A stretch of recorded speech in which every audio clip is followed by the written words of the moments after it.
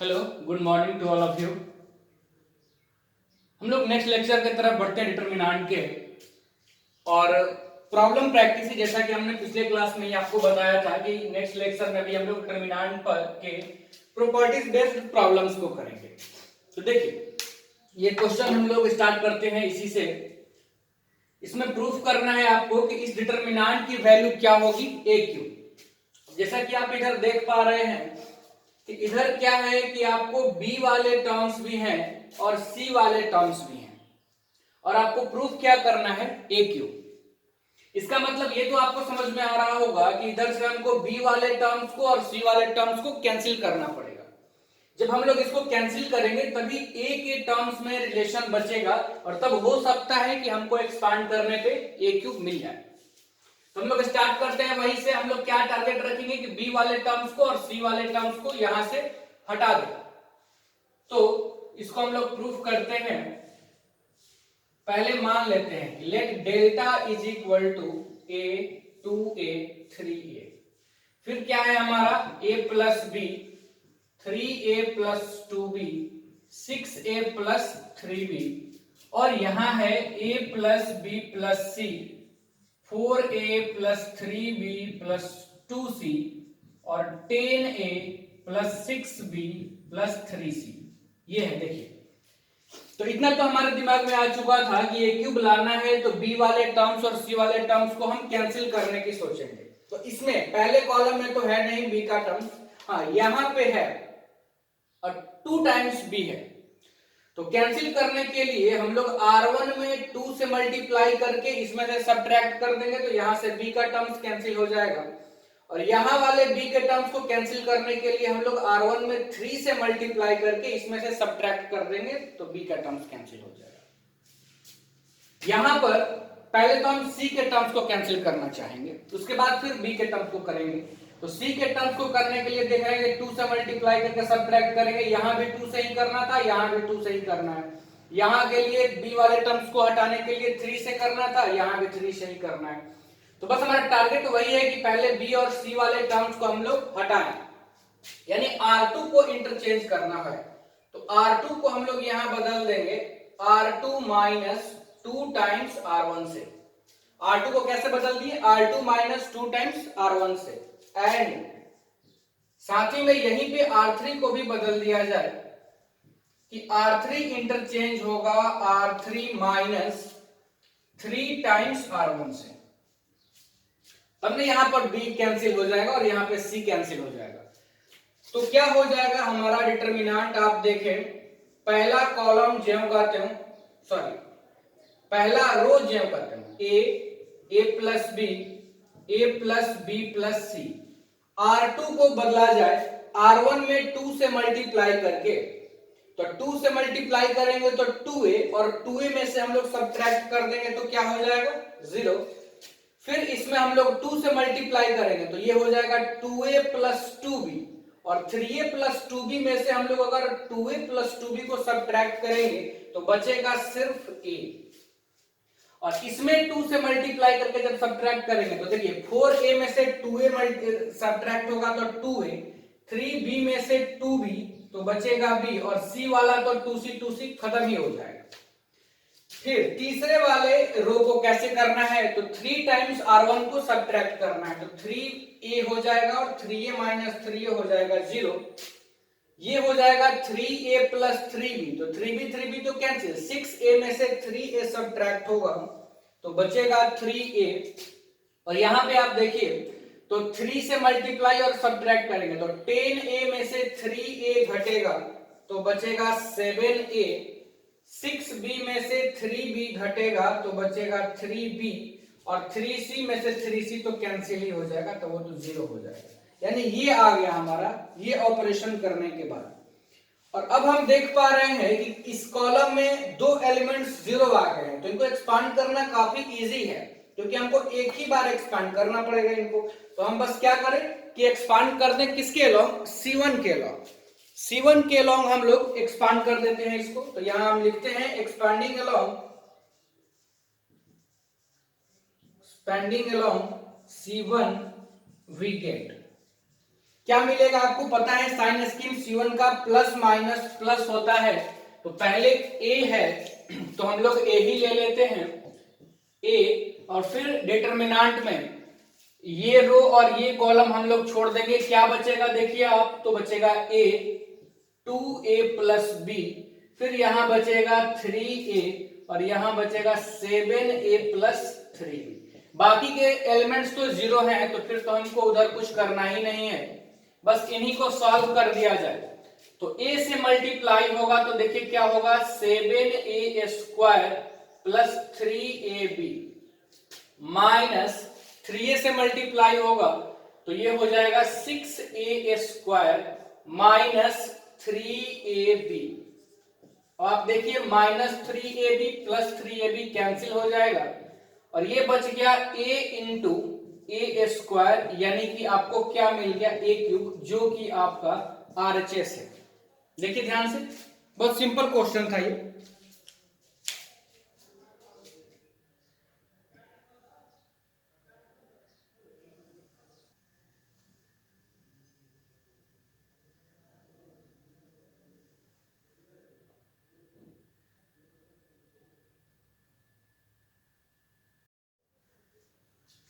देखिए next question करते हैं हम लोग। इसमें है प्रूव दैट इस डिटरमिनेंट की वैल्यू जीरो होगी। क्या है डिटरमिनेंट में, पहला कॉलम में है sign alpha, sine beta, sine gamma, second column में हमारा cos alpha, cos beta, cos gamma, और थर्ड कॉलम है हमारा cos alpha plus beta, cos beta plus delta और कॉस गामा प्लस डेल्टा, और इसकी वैल्यू जीरो होगी, ये हम लोगों को प्रूफ करना है। तो चलिए हम लोग प्रूफ किया जाए। तो वैल्यू जीरो होने के कंडीशंस को तो हम जानते हैं, डिटरमिनेंट की वैल्यू अगर हमको जीरो चाहिए तो हमको क्या शो करना होगा, हमको ये लाना होगा जीरो होने के लिए कि इस डिटरमिनेंट के किसी एक रो या किसी एक कॉलम के सारे एलिमेंट्स जीरो हैं, तब हम इस डिटरमिनेंट की वैल्यू को जीरो दिखा सकते हैं। दूसरा चीज कि हम क्या कर सकते हैं कि इस डिटरमिनेंट के किसी भी दो रो या दो कॉलम को अगर आइडेंटिकल दिखा दें तो भी हम बोल सकते हैं कि इसका वैल्यू जीरो होगा। और तीसरा कंसेप्ट क्या होता है कि इस डिटरमिनेंट के किसी भी दो कॉलम को अगर हम प्रोपोर्शनल दिखा दें तो भी इस डिटरमिनेंट की वैल्यू हम लोग जीरो बोल सकते हैं। तो इस क्वेश्चन को देखने के बाद पहला बार यहाँ पर आपको फॉर्मूला ट्रिगो का cos A प्लस बी का समझ में आता होगा, तो हम पहले इसी को पूरा ओपन कर लेते हैं ट्रिगो के फॉर्मूले को यूज करके। तो ये है हमारा sine alpha, sine beta, sine gamma, और फिर यहाँ है cos alpha, cos beta, cos gamma, और इसको हम लोग cos A प्लस बी पे ब्रेक कर देते हैं। तो होता है formula cos A into cos B minus sine A into sine B, ठीक है ना। फिर यहां पे हम लोग अगर cos A प्लस बी का फॉर्मूला अप्लाई करें तो cos A into cos beta into cos delta minus sign beta into sine delta, और फिर यहां अगर हम लोग अप्लाई करेंगे तो क्या हो जाएगा, cos gamma into cos delta minus sign gamma into sine delta. अब जरा आप ध्यान दीजिए कि क्या ऑपरेशन हम लोग इसमें कर सकते हैं। तो अगर हम लोग तीनों ही कॉलम्स को ध्यान से देखें तो इस कॉलम को हम लोग मिल पा सकते हैं कैसे कि cos, देखिए यहाँ cos अल्फा है तो cos अल्फा, cos बीटा है तो यहाँ पे C2 में cos बीटा, cos गामा है तो यहाँ cos गामा, यानी इसमें मल्टीप्लाई किससे है, cos बीटा। क्वेश्चन में लग रहा है कि यहाँ पे होना चाहिए डेल्टा, ठीक है। एक बार मैं क्वेश्चन देख लेता हूं, आप रुकें। हाँ देखिए क्वेश्चन में यहाँ पे डेल्टा है, जहां हम लोग ये बीटा लिए हुए हैं यहाँ पे डेल्टा है, तभी होगा। यहाँ पे डेल्टा है तो यहां हो जाएगा क्या, डेल्टा, और यहां भी क्या हो जाएगा, डेल्टा। अब आप देखिए क्या हो जाएगा ये कि यहाँ cos alpha cos beta cos gamma तो सेम है, और इन तीनों में मल्टीप्लाई किससे है, तो cos डेल्टा से, और sin alpha sin beta sin gamma हमारा C1 में है, और इन तीनों में भी एक ही सेम एलिमेंट से मल्टीप्लाई है, किससे, sin डेल्टा से। तो अगर हम इसको जीरो करना चाहते हैं, जरा देखिए कि अगर हम C3 को जीरो करना चाहते हैं तो हम C3 को बदल दिए, कैसे, तो C3 माइनस C3 में से सब्ट्रैक्ट कर दिए C2 में cos डेल्टा से मल्टीप्लाई करके, यानी हम क्या लिख दिए, cos डेल्टा इंटू C2। तो जब माइनस करेंगे इसके साथ C2 को तो ये वाले टर्म्स तो सारे कैंसिल हो जाएंगे, लेकिन ये वाला टर्म्स माइनस में है, तो माइनस में होगा तो आपको C1 के साथ प्लस करना पड़ेगा ना, तो वही हम लोग लिखते हैं plus sine delta into C1, sine delta into C1, ठीक है ना। अब इस ऑपरेशन को अगर हम लोग करेंगे तो देखिए हमको क्या मिलेगा, ये हम लोग देखते हैं आगे। तो अब हम लोगों को डिटरमिनेंट, पहला कॉलम तो सेम ही रहेगा, sign alpha sine beta sine gamma, second भी सेम ही रहेगा, cos alpha cos beta cos gamma. और ये ऑपरेशन जरा आप ध्यान से देखिए, इसमें से इसको सब्ट्रैक्ट करना है, हम एक एलिमेंट को करके आपको दिखाते हैं। जैसे मान लीजिए कि पहले ये है आपका C3, तो इस C3 वाले पहले एलिमेंट को हम लिख लेते हैं cos alpha into cos delta minus minus sine alpha into sine delta. इसमें से ये हो गया C3, सब्ट्रैक्ट करना है C2 में cos डेल्टा से मल्टीप्लाई करना, तो ये C2 है, cos डेल्टा से मल्टीप्लाई करके इसको सब्ट्रैक्ट कर दिए, और फिर ऐड करना है, कैसे ऐड करना है, तो C1 में sin डेल्टा से मल्टीप्लाई करके, तो sin डेल्टा, और ये था हमारा sin अल्फा। तो ये देखिए ये प्लस में था तो माइनस वाले से कैंसिल, ये प्लस में था तो ये माइनस वाले से, यानी आ क्या रहा है, जीरो। तो हम बोल सकते हैं कि इसी कॉन्सेप्ट से इसका तीनों ही एलिमेंट जीरो हो जाएगा ये। और अगर किसी एक भी कॉलम का सारा एलिमेंट जीरो हो तो डिटरमिनेंट की वैल्यू क्या हो जाएगी, जीरो। क्यों जीरो होगी वो आपको लिख देना है कि since all elements of C3 are zero, therefore values of this determinant is also zero. देखिए ध्यान से, हम लोग पढ़ते हैं फिर नेक्स्ट क्वेश्चन की तरफ। देखिए नेक्स्ट क्वेश्चन की तरफ बढ़ते हैं। ये होमवर्क था जो मैंने आपको पिछले लेक्चर में दिया था। इस डिटरमिनेंट की वैल्यू इतनी होगी, ये आपको शो करना है। तो देखिए इतना तो आपके दिमाग में अब आने लगा होगा कि अगर इसमें ये शो करना है कि 1 plus 1 by A 1 by B 1 by C, तो इस तरह के टर्म्स को यानी रेसिप्रोकल वाले टर्म्स को हमको क्रिएट करने पड़ेंगे इस डिटरमिनेंट में।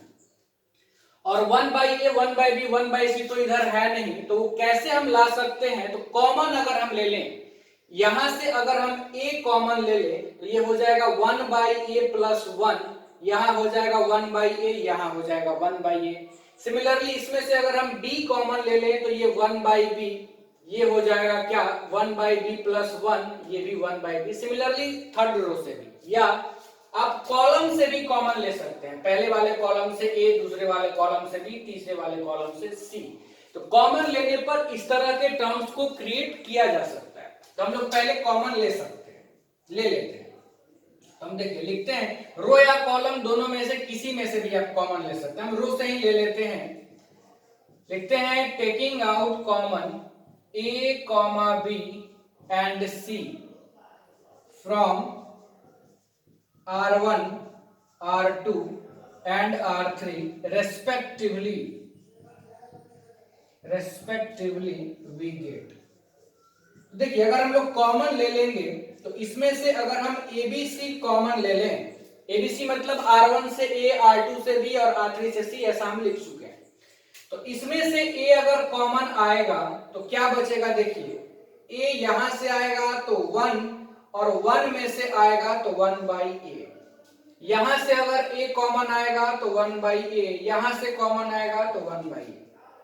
सिमिलरली इसमें से अगर इन तीनों से हम b कॉमन लें तो हो जाएगा 1/b, यहाँ 1 प्लस 1/b, यहाँ पे 1/b, और इनमें से कॉमन लेने पे c हो जाएगा 1/c, 1/c, 1 प्लस 1/c। ठीक है ना। अब आपको जो प्रूफ करना है तो उसमें देखिए 1 और 1/a, 1/b, 1/c इन तीनों का एडिशन है, तो वो आपको कैसे दिख रहा होगा, तो आप जरा देखिए, दिख रहा होगा कि इनको ऐड करने पे तीनों रो को आ जाएगा, कॉलम्स को ऐड करने पे नहीं आएगा, रोज को ऐड करने पे आएगा। तो यहां हम लोग रो को बदल देते हैं, यानी कि R1 को बदल देते हैं R1 plus R2 plus R3 से। तो आप देखिए क्या आपको मिलेगा, ABC तो बाहर है और यहां हो जाएगा 1 plus 1/a plus 1/b plus 1/c। फिर से इन तीनों को ऐड करके जब हम लोग यहां लिखेंगे तो 1 plus 1/a plus 1/b plus 1/c। Similarly यहां वाला एलिमेंट भी यही हो जाएगा, 1 plus 1/a plus 1/b plus 1/c। फिर R2 ज्यों का त्यों हो जाएगा हमारा 1/b, 1 plus 1/b, 1/b, 1/c, 1/c और 1 प्लस 1/c। अब ये वाला फैक्टर भी हम कॉमन कर लेते हैं क्योंकि हमको प्रूफ करना था वो भी, तो हम लिख देते हैं taking out common 1 plus 1/a plus 1/b plus 1/c from R1 we get, R1 में से हम लोग कॉमन ले लेते हैं, तो क्या आ जाएगा बताइए, ABC, और फिर कॉमन आ गया 1 plus 1/a plus 1/b plus 1/c। क्या बच जाएगा, देखिए तीनों एलिमेंट 1 बचेगा, ये 1/b, ये 1 प्लस 1/b, 1/b, फिर ये 1/c, 1/c, 1 प्लस 1/c। अब आपको करना ये है कि आप जीरो क्रिएट कर लीजिए, जीरो क्रिएट कर लेने के बाद आपको सॉल्व करने में आसानी होगा। आप R1 को बदल दीजिए R1 माइनस R3 से, तो यहां भी आ जाएगा, सॉरी C1 को बदल दीजिए C1 माइनस C3 से, तो यहां भी आ जाएगा 0, यहां भी आ जाएगा 0, यहां भी 0, बस यहां बच जाएगा -1, तो आप इजिली उसके बाद सॉल्व कर लेंगे। यानी C1 को आप बदल दीजिए C1 माइनस C3 से, तो यहां हो जाएगा 0, 1 माइनस 1 0, 1/b 1/b 0, और यहां बच जाएगा -1। फिर इसके अलॉन्ग आप एक्सपैंड कर दीजिएगा C1 के अलॉन्ग, आंसर आपको मिल जाएगा, इसकी डिटरमिनेंट की वैल्यू 1 आ जाएगी। तो मेरे ख्याल से आपको ये समझ में आया होगा, बहुत सिंपल क्वेश्चन था, बस आपको ये थोड़ा सा सोचना था। ये हम पहले इसलिए दिए थे कि इसके बाद वाले क्वेश्चंस में भी कुछ इसी तरह का कंसेप्ट था जो हमारा होमवर्क में था और जो एनसीईआरटी में भी है। तो हम लोग देखते हैं दूसरे वाले क्वेश्चन को भी।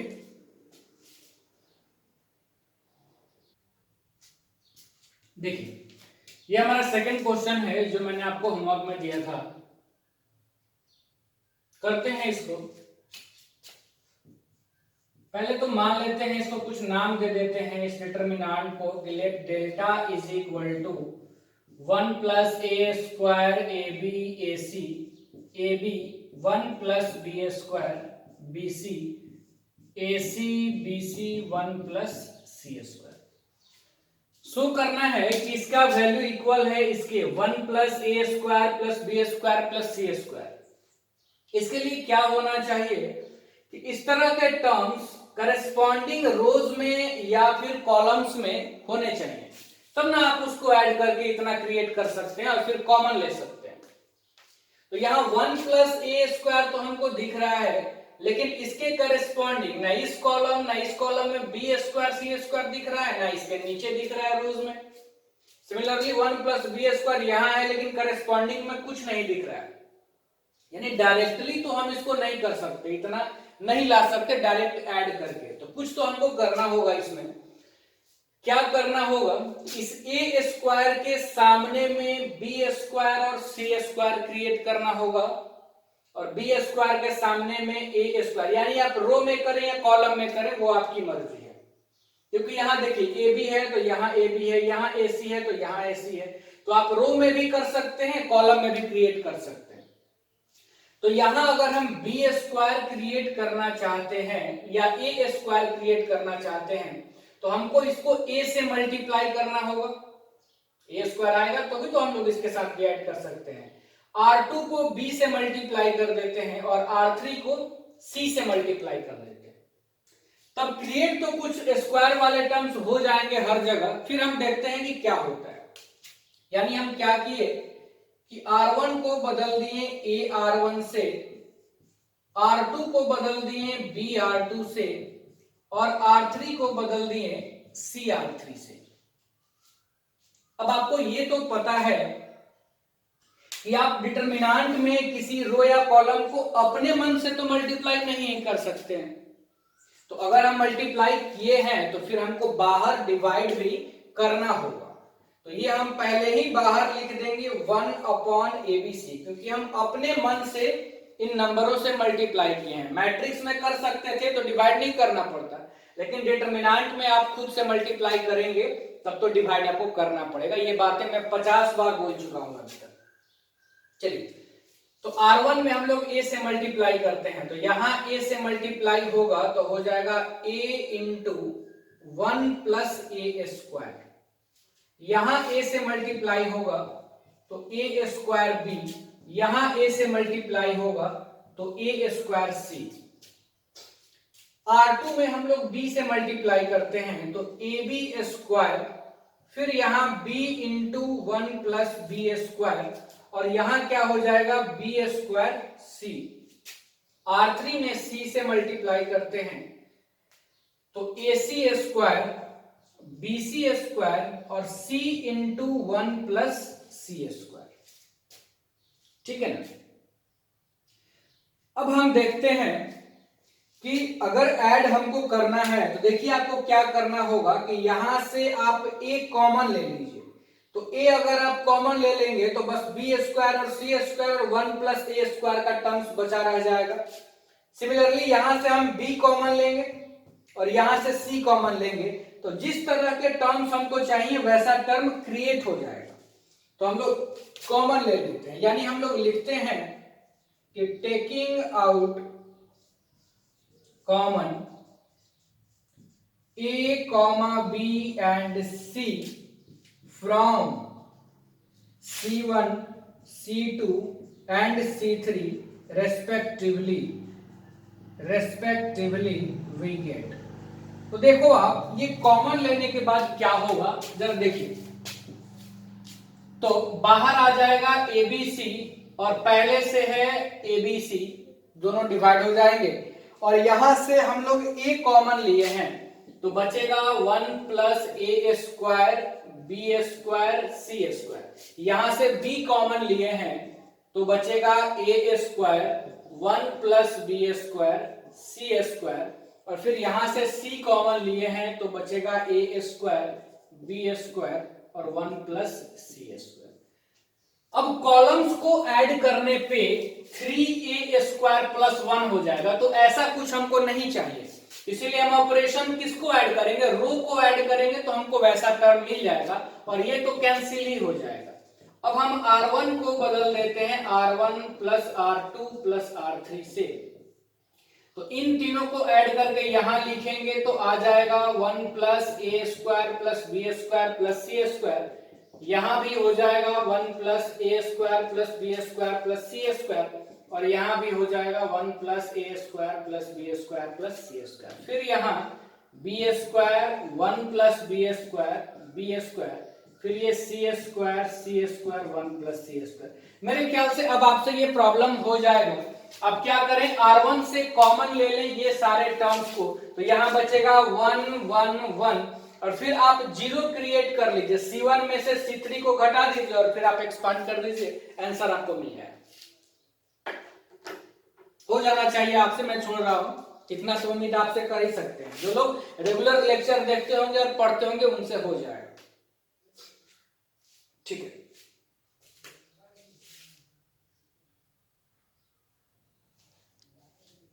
देखिए इस क्वेश्चन को करते हैं। इस डिटरमिनेंट की value 1 minus x square into इस डिटरमिनेंट के इक्वल होगी, इसके ये हमको प्रूफ करना है। तो ये तो क्लियर है कि इसमें प्रॉपर्टीज को ही हम लोग यूज करेंगे, एक्सपांड वगैरह तो करेंगे नहीं, क्योंकि इधर तो डिटरमिनेंट के ही फॉर्म में मुझे बताना है। तो हम लोग स्टार्ट करते हैं। ऐसा क्वेश्चन भी हम लोग किए हुए हैं। तो पहले हम लोग मान लेते हैं कि let delta is equal to a plus B X C plus D X P plus Q X. फिर यहां है A X plus B C x plus D P x plus Q और फिर यू भी डब्ल्यू। जो लाना है वो आपको ध्यान से देखना होगा। यानी यहां क्या चाहिए आपको a, यानी bx कैंसिल हो जाना चाहिए। यहां पे आपको चाहिए c, यानी dx कैंसिल हो जाना चाहिए। और यहां पे चाहिए आपको p, यानी कि ये qx हमारा कैंसिल हो जाना चाहिए। तो इतना तो हमको समझ में आ रहा है कि bx कैंसिल होगा तो r2 में अगर x से मल्टीप्लाई करके सब्ट्रैक्ट कर देंगे तो bx कैंसिल। यहां भी वही काम करेंगे तो dx कैंसिल, यहां करेंगे तो qx कैंसिल। तो पहला ऑपरेशन तो हमको मिल गया कि हमको r1 को बदलना होगा r1 minus x into r2 से। तो देखिए क्या हो जाएगा, x से मल्टीप्लाई करेंगे तो ये हो जाएगा ax स्क्वायर प्लस bx। तो bx अगर हम लोग कैंसिल कर दें तो क्या बचेगा a माइनस ax स्क्वायर। तो अगर a हम लोग कॉमन ले लें तो हो जाएगा 1 माइनस एक्स स्क्वायर। देखिए प्रॉब्लम्स अपने आप भी एडजस्ट होते जाता है। ये आपको कॉमन चाहिए था तो वैसा कुछ टर्म आपको मिल भी रहा है। फिर से देखिए, अगर नहीं समझ में आया तो इसमें x से जब मल्टीप्लाई करेंगे तो हो जाएगा cx स्क्वायर प्लस dx और इसमें से सब्ट्रैक्ट करेंगे तो dx तो कैंसिल और बचेगा c माइनस, ये बन चुका है cx स्क्वायर। तो c माइनस cx स्क्वायर से अगर हम लोग c कॉमन ले लें तो क्या हो जाएगा, ये 1 माइनस एक्स स्क्वायर। सिमिलरली यहां हो जाएगा p into 1 minus x square और फिर ये तो हमारा जो कहते हो ax plus B C x plus D P x plus Q और फिर ये u भी w। अब टेकिंग आउट कॉमन, वो मैं लैंग्वेज नहीं लिख रहा हूं, आप लिख लेना। 1 माइनस एक्स स्क्वायर हम लोग कॉमन ले लिए तो ये हो गया ए सी पी, फिर ये ax plus B C x plus D P x plus Q और फिर ये है आपका u भी w। अब इतनी बातें तो समझ में आ गई है कि एक्सपांड तो इसको नहीं करना है और R1 हमारा मैच कर गया है ACP, R3 भी मैच कर गया है UVW, यानी मैच अब किसको करना है R2 को। और R2 में यहाँ पे आपको क्या चाहिए B, यहाँ चाहिए D, यहाँ चाहिए Q, यानी हटना होगा AX को CX को और PX को। AX कैसे हटेगा, इसमें R1 में X से मल्टीप्लाई करके सब्ट्रैक्ट कर दें। यानी अब हमारा ऑपरेशन क्या होगा कि आप R2 को बदलिए R2 minus x into R1 से। तो ये देखिए आप क्या हो जाएगा 1 माइनस एक्स स्क्वायर। R1 हमारा ज्यों करते हो ACP, x से मल्टीप्लाई करेंगे ax और इसमें से सब्ट्रैक्ट करेंगे तो ax खत्म, बच जाएगा b। c से x से मल्टीप्लाई करेंगे और इसमें से सब्ट्रैक्ट करेंगे cx खत्म, बच जाएगा हमारा d और इधर हमारा बच जाएगा q और ये फिर हो जाएगा u v w और जो कि आपको प्रूफ करना था। बहुत सिंपल है। और भी कुछ अच्छे क्वेश्चंस भी हम लोग करेंगे। अच्छे कहने का मतलब है सारे क्वेश्चंस तो अच्छे ही हैं, मतलब थोड़ा और स्टैंडर्ड क्वेश्चंस भी हम लोग इसमें करेंगे। हालांकि जितना मैंने बताया इससे ज्यादा आपको बोर्ड के लिए जरूरत नहीं पड़ता है, इतना ही कंसेप्ट यूज होता है। आप किसी भी बुक्स को अटेम्प्ट ले सकते हैं, कोई भी बुक आप बना सकते हैं, ठीक है ना। ऐसा नहीं है कि वो आपसे नहीं होगा या कुछ भी। और एक बात और मैं कहना चाहूंगा कि आप जरा अच्छे से पढ़ाई करें, ठीक है ना। ऐसा नहीं कि मतलब ऑनलाइन हो रहा है तो पढ़ाई ही नहीं करते हैं, जगते हैं 10 बजे, तो फिर ऐसा करने से आपको बहुत नुकसान होगा। ऐसी हमारी मजबूरी है हम लोगों की कि हम लोगों को ऑनलाइन पढ़ाना पड़ रहा है और हम लोग देख नहीं पा रहे हैं कि आपका क्या वर्क हो रहा है घर पे, क्या नहीं हो रहा है। तो खुद से ईमानदार बने, तभी आप कामयाब हो सकते हैं। करेंगे हम लोग इससे और भी एक्स्ट्रा क्वेश्चंस भी हम लोग करते हैं नेक्स्ट लेक्चर में।